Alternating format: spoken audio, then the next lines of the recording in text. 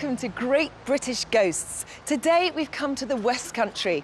Later on I'll be going to Berkeley Castle, where King Edward II was murdered by his wife Queen Isabella in a most grisly way. But first of all, we're in one of the most spiritual places in the country, Glastonbury, which not only has a fabulous history, but it's also home to one of the oldest and most haunted inns in the region. And it's right here in the town centre, the George and Pilgrims Hotel. The George and Pilgrims Hotel is reputedly Glastonbury's most haunted site. It was built in 1475 to accommodate wealthy pilgrims and other visitors to the famous abbey, including King Henry VIII, who came there in the 16th century to supervise its burning down. Over the years, many guests and staff have reported seeing ghosts, and the current landlord's son agreed to show me round. So when does this date back to? 1475. And what would this part have been? This is where they'd have brought the coaches up to let the customers out. And do you get a lot of paranormal activity here? Yeah, we get some orbs and some energy. And do you offer the gargoyles? Yeah, they're original to the building. They're been plastered up to closer now, but they were probably an original brick. But they're quite scary at night when you walk down here on your own. And what's this? These are the dray doors to the cellar, and sometimes you can hear stamping on the cellar doors, which sounds like it's echoing through the cellars, which is really scary when you're down there.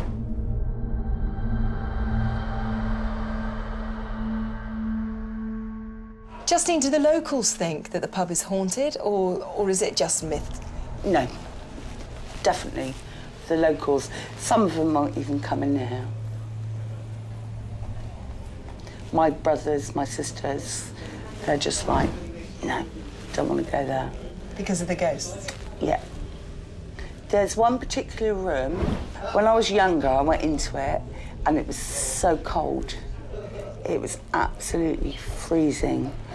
And it was a nice day, because I used to play here. But there was something, there was definitely something there.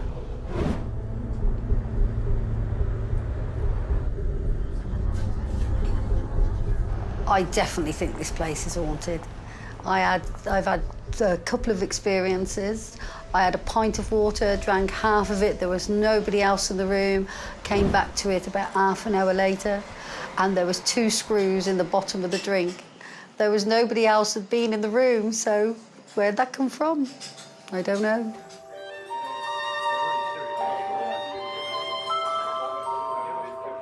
Barman Paul Cooper also had a weird experience one day while serving some customers. One minute I was working and a lady came in, and because it's an eating establishment, we don't allow dogs in, and I thought I saw her walk up the alleyway there. And I was going to say to her, sorry, no dogs, but as she got to that post and walked past, she didn't have a dog. I forgot all about it, didn't think much of it. And then later on in the evening, she then came to the bar, and I actually looked over the bar at her feet, and she looked at me a bit strange. I said, sorry, I thought you had a dog. And obviously there wasn't one, never mind. But after I finished my shift at 9 o'clock, I went to sit down and have a drink with somebody else, and they were with that lady, and she said to me about the dog. She said, I have a dog that follows me around. And I was like, how odd's that? So a ghost dog? A ghost dog, yeah. And this is the way down to the cellar. To the spooky cellar? The spooky cellars. Lots of activity down here, I presume. Oh, yes, loads of activity. If you mind your head on the way down. I've got a torch. I can get that out. OK. Oh, here we go. If you just mind your head on here. Gosh, they were so small in those days, weren't they? Yeah, well, this used to be the doorway here. Yeah. And there used to be a door into there. And if you follow me down this way... One day I was down here, moving barrels about, and I usually say hello when I come into the cellar, just to, if there is anything down here, just to make sure they know I'm coming down here, not to hurt them. And I forgot to do it one day, and I picked a barrel up, and I just stood there, and then about an inch from my left, something coughed, like, and I was like, just wondered what it was, but it really scared me. What's in here? This bit here, this is where you would go through to the Abbey. Oh, so this was the tunnel that went to the Abbey? Yeah, if you bang it, you can still hear the echoes. Now, I'm sure I read somewhere that a monk was holed up in this tunnel on purpose. Yeah, he had an affair with a lady, and he was put into there and he was bricked up so he couldn't get out. And that's, you see ghosts, people have seen ghosts of a monk and a lady, and that's what they say it is. The lady's come back to be with him. That's a grisly way to die, isn't it, to be holed up in a tunnel? It is. And so obviously that's why he's still haunting the hotel. Yeah, trying to get back with his long-lost love.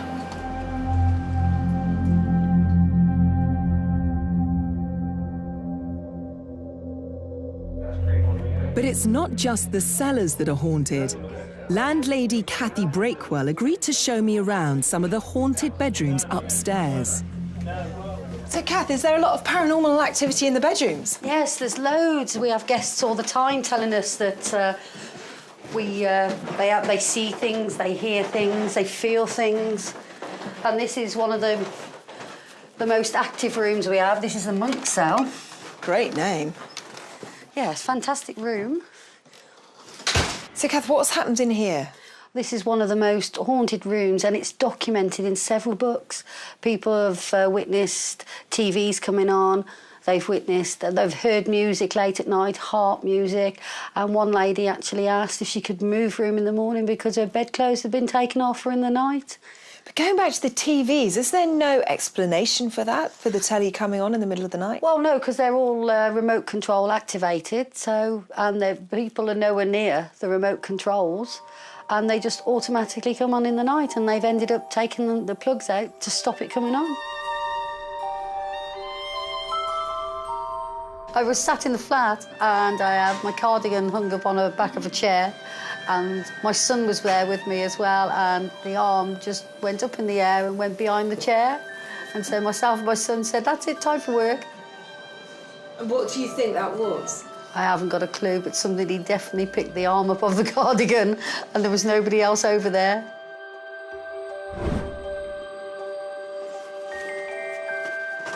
The other weird thing is, when guests stay, they say they hear people walking up the corridors at night. What, and definitely nobody's there? Definitely nobody's there. They also hear music a lot of the time, and we don't have any music on.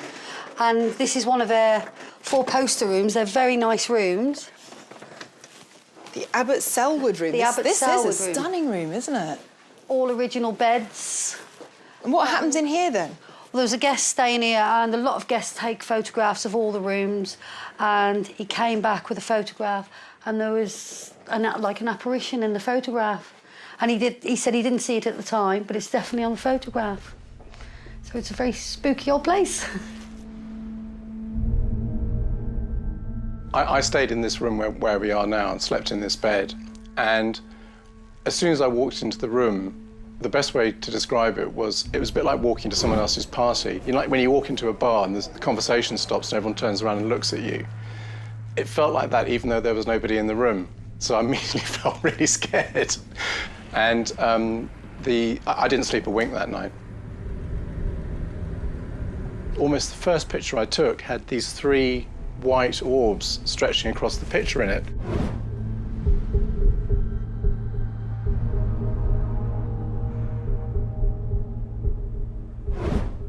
And in my heart at the time, I knew that they weren't dust or just something accidental. I knew they were something. I just did. I began to sweat, actually. I was really scared because I felt so aware of hundreds of years of people and souls and people who've committed suicide here and had traumatic experiences and have been here during traumatic times, you know, like during the Black Death and everything. You could just feel hundreds of years of curious souls looking at you. And I just felt really conspicuous, and I could hardly breathe in and out. You know, like when you're a kid and you're really scared in your room. I mean, like, I'm 53 years old, it's ridiculous. But when you're a kid and you're kind of like, you're hiding under your duvet and you think that if you breathe too loudly, they'll come and get you because they'll hear you. I mean, all those kind of stupid things about being a kid. I mean, it was really like that. I mean, I felt about 5.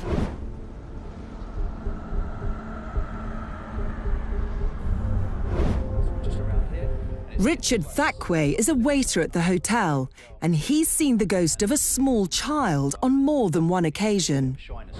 So, Rich, you've had a paranormal experience even here in the kitchen, haven't you? Yes, I have, yeah.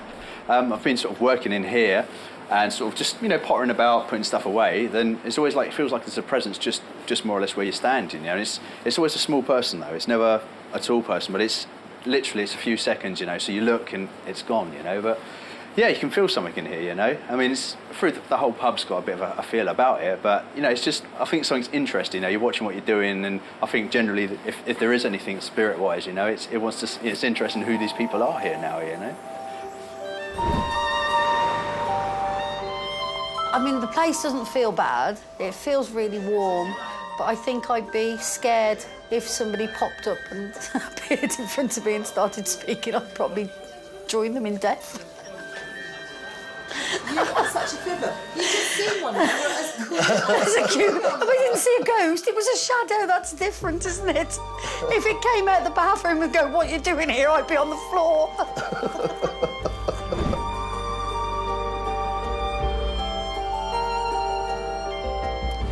So Glastonbury, from its haunted and historical The George and Pilgrims Hotel to its wonderfully eclectic mix of people that you meet just walking down the high street, it's certainly been an interesting day.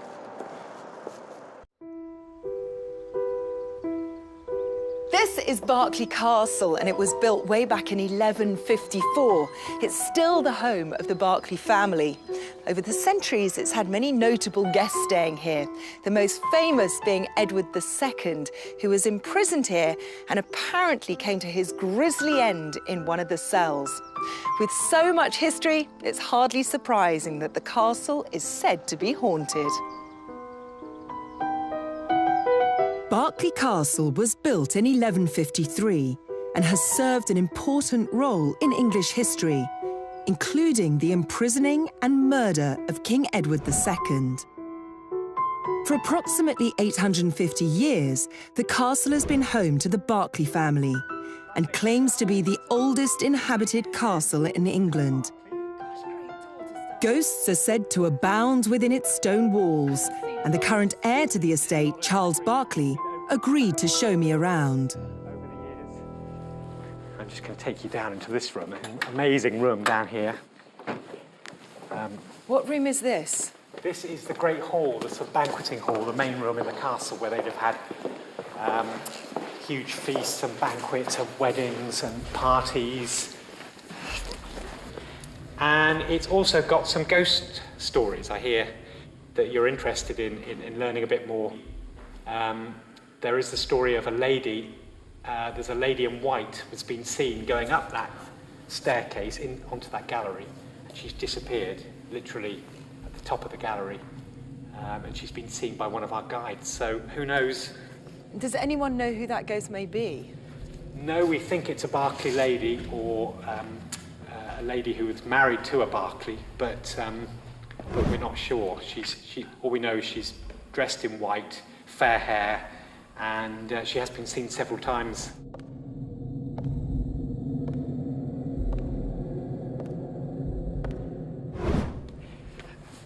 Where do we go now?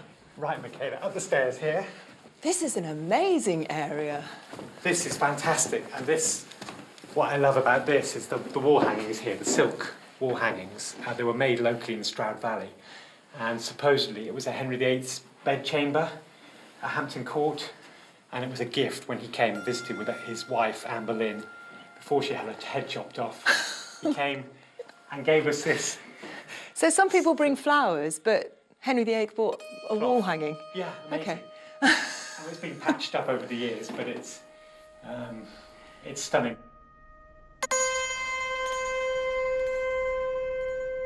I'm going to take you into the old chapel. Because this is a really interesting room. There you go. So this doesn't look like a chapel? It doesn't. It's been changed a lot. This was, in the old days, there was a door at that entrance there, and there would have been an altar up here. And this was turned into a morning room by the last Berkeley, Lord Berkeley. But it was a chapel, And it's got amazing inscriptions on the roof going back to 1400 from the Bible, which were only uncovered about 50 years ago when we were doing some work on the painted decoration. It's got this beautiful fireplace that came from France. And where does that date back to then? That dates back to 1400s. And the tapestries behind you? And the tapestries are 16th century and they're all Belgian. Really lovely tapestries. It's just a fantastic room. So has there been any paranormal activity in this room? There has, and because this was a chapel, we had some people doing some filming here, and they saw a priest, they presumed he's a priest, like a monk, with the hood and everything else. He disappeared through that door. He literally walked through it. And they saw his actual figure, not just a sort of shadow of his figure? They saw an actual figure, they saw the face, and then he turned away with the hood over and walked literally through the door.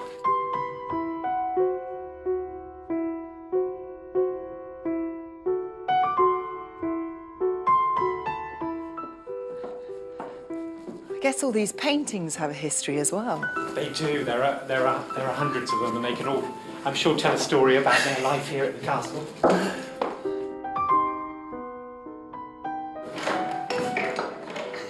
Thanks. This part of the castle is absolutely stunning, isn't it? It's fantastic. It's just beautiful. This whole inner bailey, and there is a story. That stone bench over there. There's a story. My mother was out having her first cup of coffee in the morning with the dogs, and she saw 3 ladies sitting on that bench in costume, Victorian costume, and she went up to them thinking it was strange early in the morning, and she said they just vanished. As soon as she got within 10 yards, they suddenly vanished, and she was stunned. And my father came out and said, "You look like you've seen a ghost." And she said, "I think I have."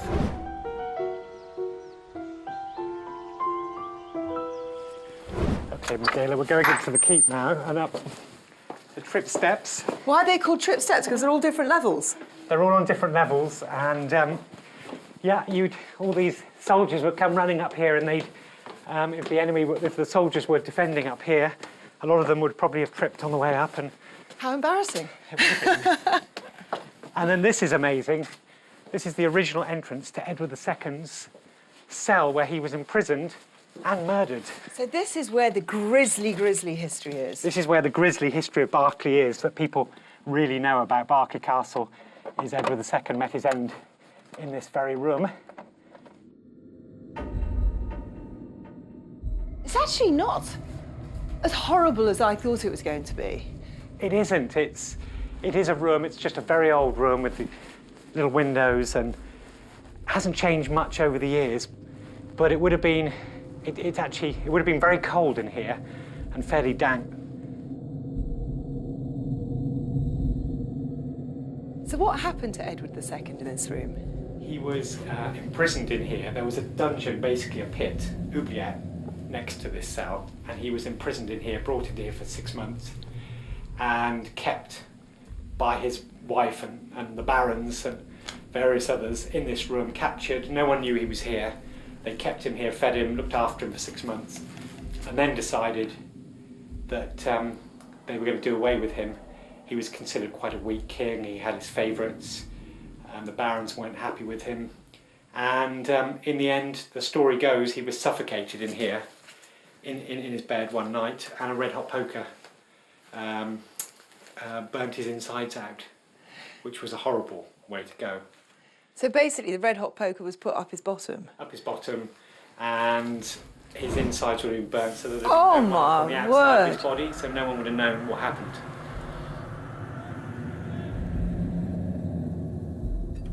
Paranormal researcher Richard Felix was one of the first people to come and investigate the castle when he stayed overnight in Edward II's cell. I've had loads of experiences here. To me, this is one of the jewels in Britain's haunted crown. There's so much trauma that went on in this castle from 1153. Battles, executions, murders. I was the first person to sleep in the room where King Edward II was murdered, since he did, and it was on the anniversary. and I slept all night alone. Well, I didn't sleep at all in the room, but I spent the night in there. I'm convinced that someone was standing by the door. So convinced that I thought it was Tim, the curator, that had actually come to check that I was all right. And I sort of sat up and said, "Hello, Tim, hello?" Nobody there, nobody answered. But I just got this ridiculous sense. You see, I don't see dead people. I'm not in the slightest bit psychic, or I may be sensitive to the subject, but it's not anything in my mind. You know, there was someone there, I'm sure. So things happened, but I can't prove beyond all doubt that they were paranormal. But I know for a fact that room is haunted.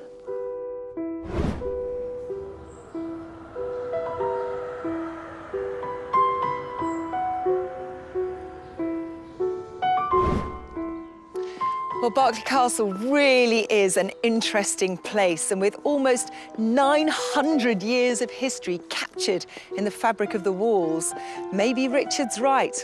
There could be many more ghosts here yet to be discovered. See you next time. Bye-bye.